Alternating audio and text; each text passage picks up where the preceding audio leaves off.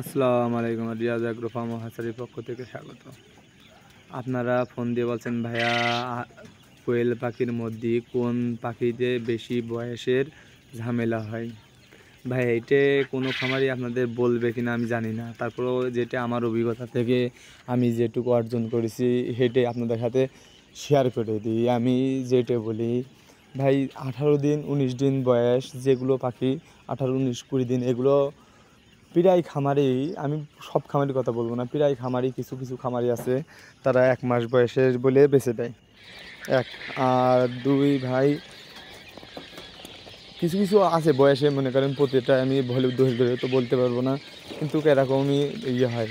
কিন্তু ভাই আজকে তো এতদিন ধরে টুকটাক আমি যাই ব্যবসা করছি, একটা মানুষও বলতে পারবে না ভাইয়া আপনার কাছ থেকে পাখি নিয়ে আমার একটু ঠকা হয়েছে। ভাই আপনি আমার কাছ থেকে পাখি নিলে আমার কাছ থেকে নিট বয়সের পাখিটাই পাবেন আমার কাছে আপনি।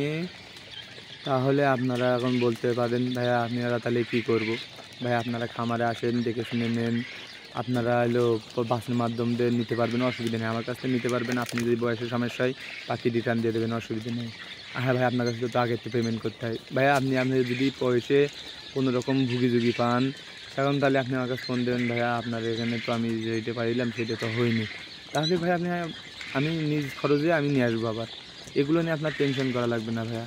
কী করছি একটা জিনিস কি ভাই, আপনার ঠকালে আল্লাহ আমার ঠকাবে, এটুকু আল্লাহর ভয় আমার জানা আছে। আমি মুসলিম ঘরের সন্তান।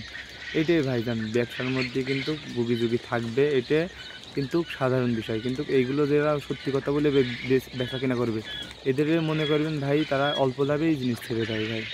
আপনারা যদি দাম দর করলে এইটাই মনে করেন, সেই সময় খামারিরা আপনাদের হাতে ঝামেলা করে। এগুলো আমার কাছে কোনোদিন পাবেন না। আসসালামু আলাইকুম রহমতুল্লাহি।